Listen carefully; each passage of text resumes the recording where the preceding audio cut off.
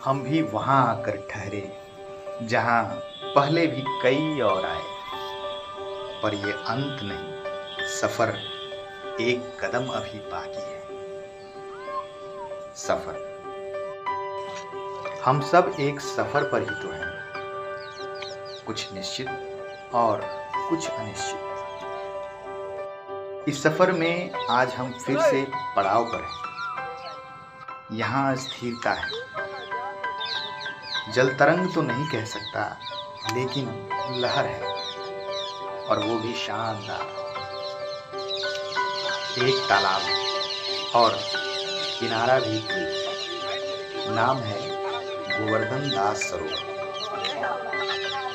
जिसने बनवाया उसके नाम से ही इसकी पहचान। कितना गहरा और कितना पार, किस्सा सुना सुना, पुरानी और नई तस्वीरों ने इसका दर्द भी बताया। सैकड़ों साल पुराना अस्तित्व, छपरा से दूरी भी कितनी, महज 4-5 किलोमीटर। यहाँ वो सब आते हैं जिन्हें सुकून की तलाश है। आखिर क्या है जो यहाँ कुछ खास है? पेड़ पौधे हरियाली के बीच कुछ खंडहर अब भी बोल रहे हैं। इतिहास और वर्तमान के बीच स्वयं को टटोल रहे हैं।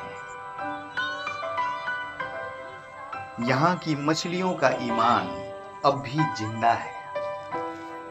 संघर्ष जारी है, फिर भी ये कुछ मांगती नहीं।